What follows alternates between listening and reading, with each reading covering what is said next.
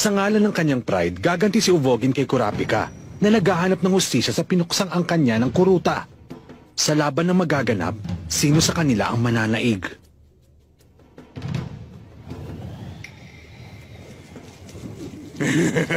Ang galing! Ayan na silang lahat. Ganyan palang itsura ng mga itlog ng linta. Nakakadiri.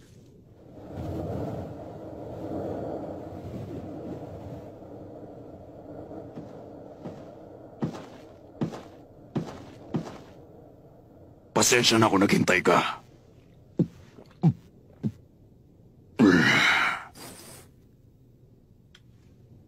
May isang tanong ako sa'yo. Sabihin mo, sino ka ba talaga?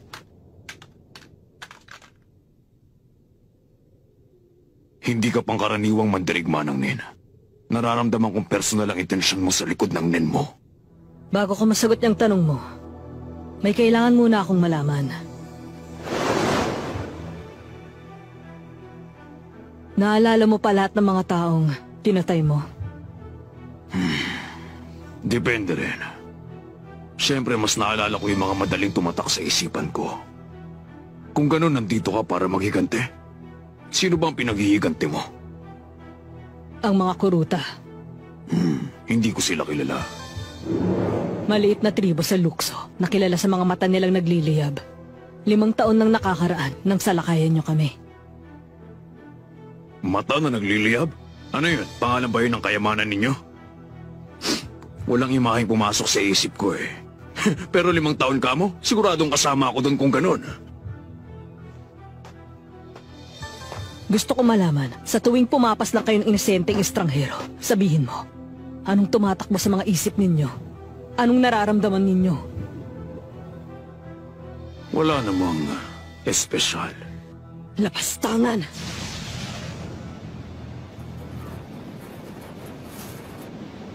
Iiral ngayon ng hostisya!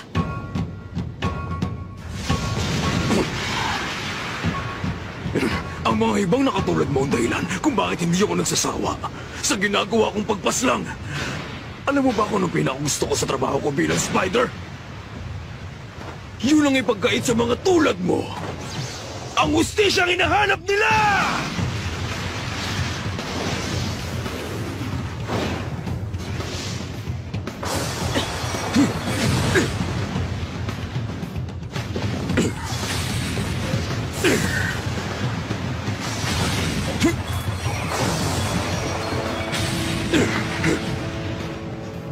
Delikado matamaan ako ng kadena niya. Hindi ko alam kung anong salamangka ang ginamit niya pero hindi normal para sa tao maglabas ng ganyang katinting aura. Masyado siyang malakas. Kaya mabuti pa. Tatapusin ko na agad ang labang ito!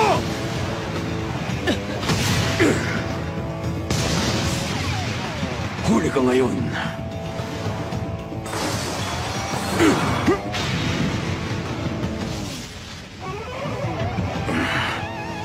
Nakakagulat na. Hindi na siya dapat nakakaatake sa lakas ng suntukong yun. Pero hindi bale. Wala nang silbi ang kaliwang braso niya ngayon.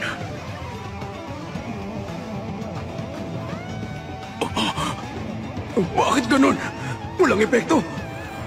Para maging ganyang kalakas ang Nen ang mga kadena niya at makontrol niya ito, dapat isa siyang manipulator.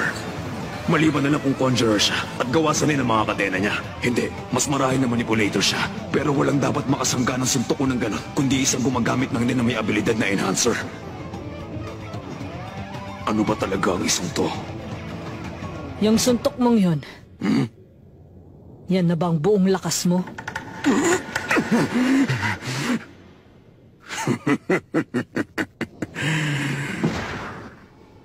Kung nagpapatawa ka, hindi ako naaaliw. Pero kung seryoso ka, sasabihin ko sa'yo mga 20% lang yun ang lakas ko. Nakakaya naman, kaya ngayon gagamitan na kita ng kalahati ng buong lakas ko!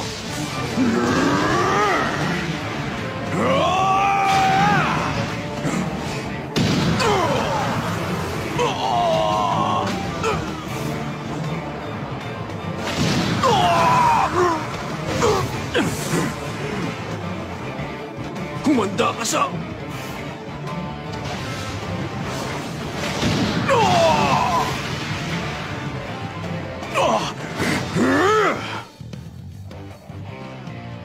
Ang bilis mo rin ha. Para kang lamok sa liksi mong kumilos. Kaya lang, Sasabihin mo sa akin, sayang dahil hindi ko sinamantalang pagkakataon para ikadena ka, tama? ano? Lalabanan mo ba ako ng bigay todo o magpapaligoy-ligoy ka lang? Sinasayang mo lang ang oras ko. Kung nagmamadali kang mamatay, pagbibigyan kita! Ang lakas ng aura niya, ganyan nga.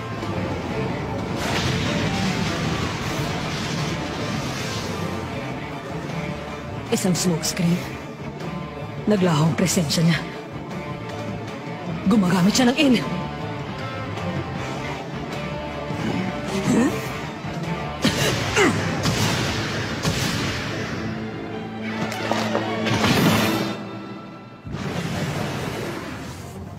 Ngayon sigurado ko na paruhan na kita. Walang nakakaligtas sa buong puwersa ng Big Bang Impact Punch ko. Lagot ka ngayon dahil hindi mo na magagamit yung braso mo. Pero mahusay ka talaga. Gulugod mo ang inaasinta ko pero nakailag ka pa rin. Ang hula ko napansin mo agad ang biglang pagbago ng galaw ng usok sa likuran mo. Nagulat din ako sa ginawa mong yon. Hindi ko inakalang kaya mo gumamit ng aim. Dahil doon, hindi kita naramdaman. At kasabay nun, lumika ka ng harang para hindi rin kita makita. Mukhang nagkamali ako. Magaling ka pa pala sa tinansya ko. Kaya lang, baliwala. Hindi lang ikaw ang marunong gumamit ng aim. Imposible! Nakikita mo na ngayon? Marunong ka rin pala ng Diyo. Nakalimutan kong sabihin, gawa mga kadena ko sa ng isang conjurer. Kaya natatago ko din sila gamit ng in. Lagi mo lang palang nilalabas sa mga kadena mong ito para linlangin kami. At isipin namin kung magamit ka ng tunay na mga kadena. Ganun na nga mismo. Nagpanggap ako na isa akong manipulator na kumukontrol ng tunay na mga kadena nang sa ganun. Matuon lang ang atensyon ng mga kalaban ko sa kadenang nakikita nila. At sa wakas bumenta na rin ang pagpapanggap ko. Kanina nung sumugod ka habang pinagpabantaan mo ko, nakapulupot ng mga kadena kong nen sa buong katawan mo.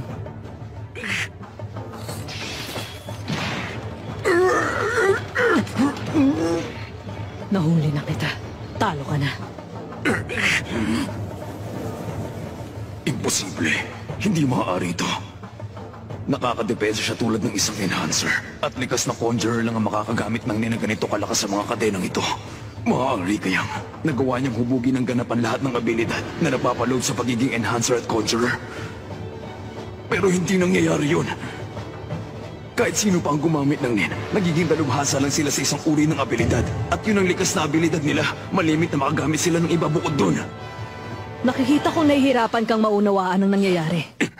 Hayaan mong ipaliwanag ko bago ka mamaalam sa mundo.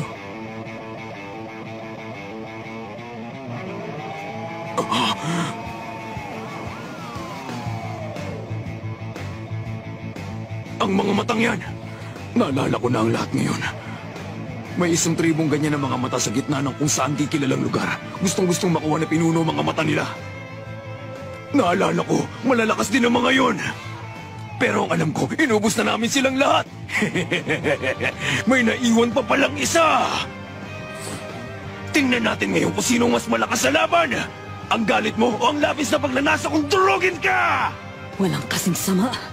Wala na bang ibang nasa isip ninyo kundi yon? Kahit ano pang gawin mo, hindi ka makakawala sa mga kadenang yan!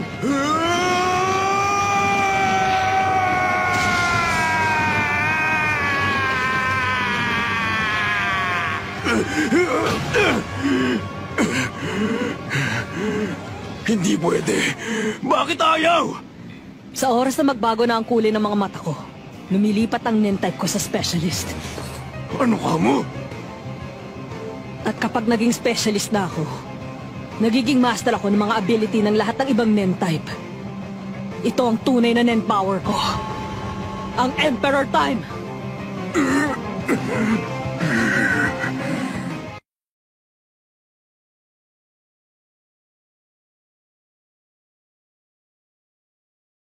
Mga kadena? Oo. Nung nalaman kong conjurer ako, yun ang unang pumasok sa isip ko na gusto kong palabasin. Mga kadena ang gusto mo? Pero bakit kadena? Dahil may kasamaang nananaig sa mundo na dapat patawan ng hustisya. Kailangan ko silang ikadena sa impyerno. Ganun ba yon? Alam mo, wag mo na sanang mamasamain pero tingin ko, ikaw ang pumipigil sa sarili mo sa mga kadenang yan. Ano bang alam mo tungkol sa akin? Hoy, sandali. Saan ka pupunta? Makinig ka nga, mas nakakatanda ako sa'yo. Patapusin mo muna ako, hoy. Tumigil ka sabi. Hindi ka ba nakikinig? Sayang lang ang pagod mo kung magpapalabas ka ng karaniwang kadena. At imposibleng makalikha ka ng kadenang hindi nawawasak. Walang kabuluhan yun. Ayaw ka na? Bihira. Ang tigas ng ulo ng mga kabataan ngayon. Imposible nga makapagpalabas ng mga bagay na hindi nawawasak. Pero kung gusto mong makapagpalabas ng bagay na malapit doon, baka posible. Totoo ba yun? Ibang klase ka din Naririnig mo lang ang gusto mong marinig. Anong kailangan kong gawin? Isang panata, isang pangako. Isang panata at isang pangako? Oo, panata. Gagawa ka ng isang batas na handa kang sundin sa lahat ng oras. Isusumpa mo to. Mas strikto ang kondisyon mo, mas malakas din ang katumbas na kapangyarihang mapapalabas mo. Alam na nating ang atake dinadagdagan ng NEN, napapalakas.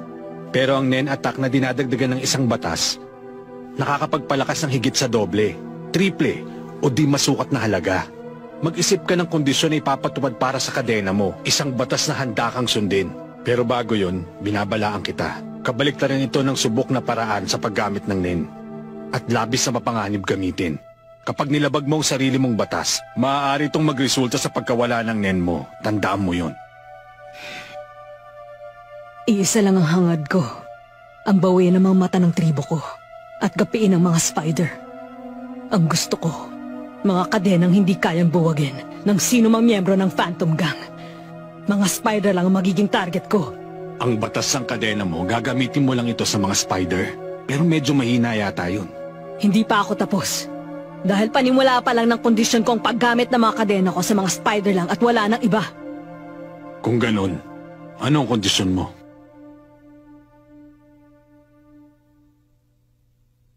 Itataya ko ang buhay ko. Teka, kurapi ka. Biglang nagbagong puwersa ng aura mo nung magbagong kulay ng mga mata mo. Posible kayo nagbago din ng... Subukan uli natin mag-water divination. Nagiging specialist ka? Nagagamit mo ang abilidad ng lahat ng ibang NEN type ng 100%? May ganun? Oo, ako yun.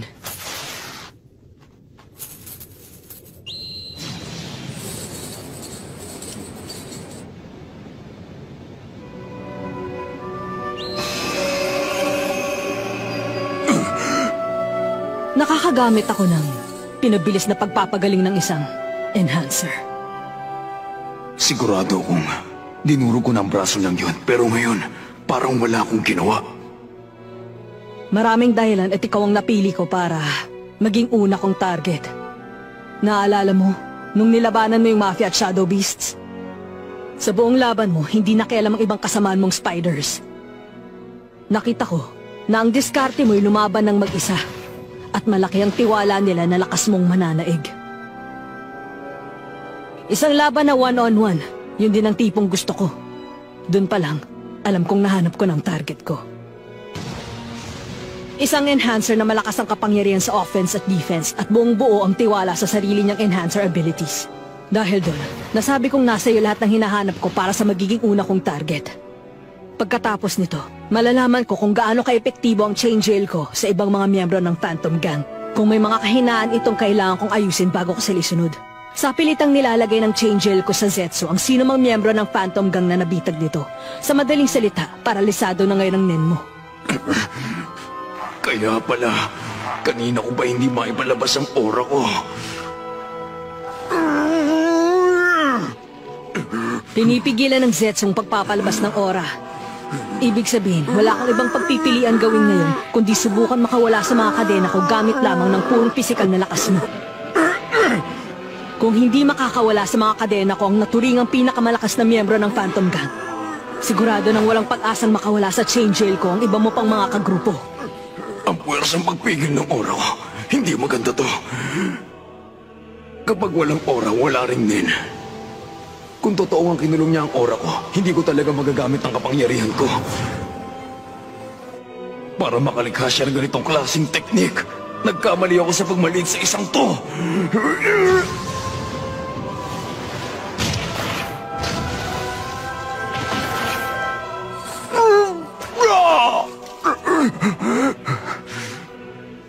Sa nakikita kong resulta, mukhang ang suntok ko na pinalakas ng Nen ay mas lamang ng konti sa pisikal na lakas ng katawan mo. Mahalagang impormasyon yun. Pwede kong tapusin ang bawat miyembro ng grupo ninyo gamit lang ng mga kamay ko matapos ko silang ikadena. Sabihin mo sa akin lahat ng nalalaman mo tungkol sa mga kagrupo mo ngayon.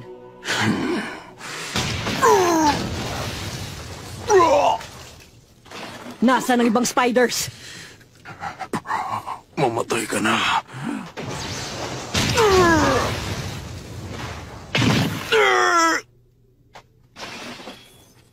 Ano-anong mga Nen abilities nila? Mamatay ka na.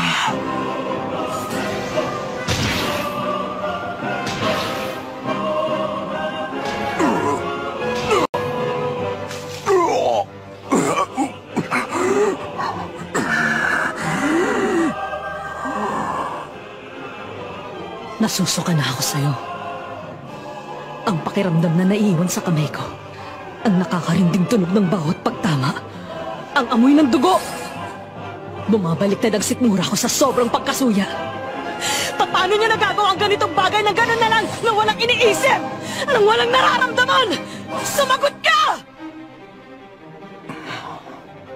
Mamatay ka na.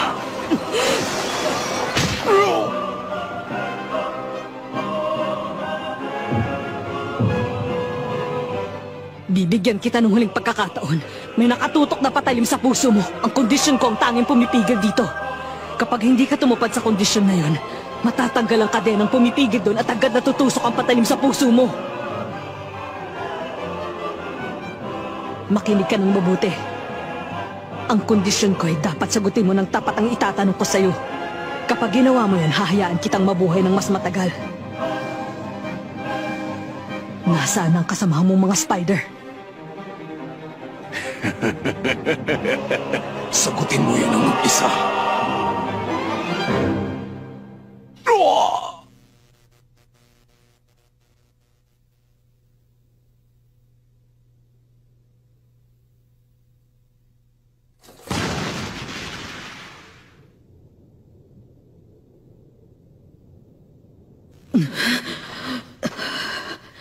Masyado akong nagtagal sa anyo kong yun.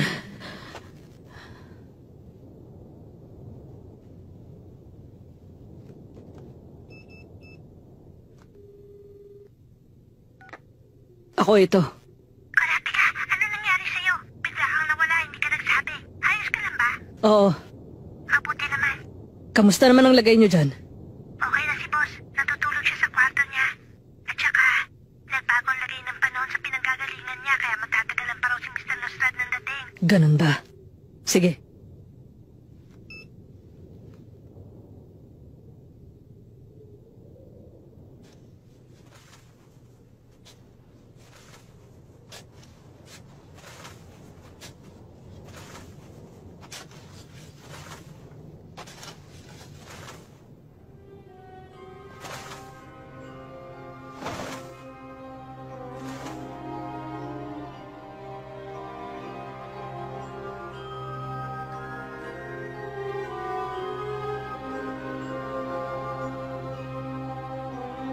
Isang gumagamit ng kadena? Maaaring manipulator siya o conjurer. Walang kaduda-dudang malakas na mandirigma si Uvogin. Pero sa isang one-on-one na laban, dun siya sa dalawang Nen types na yun pinakadelikado. Maraming conjurer na nagkakaloob ng espesyal na kapangyarihan sa mga bagay na nililikha nila. Hindi malayong mangyari na ilan sa mga espesyal na kapangyarihan yon ang makagapi kay Uvo. At kung manipulator naman ang kalaban, pwede rin nilang kontrolin mismo si Uvo. Sabi ko na, may kutob akong dapat sumama ako. Nakakainis! Kapag hindi pa siya nakabalik ng madaling araw, magbabago ang plano natin. Hindi nakabalik si Uvogin at nakumpirma ang masamang pangitain ni Shalnar. Nagsimula na ang paghahanda ng kanilang pinuno na si Cloro para tugisin ang misteryosong gumagamit ng kadena.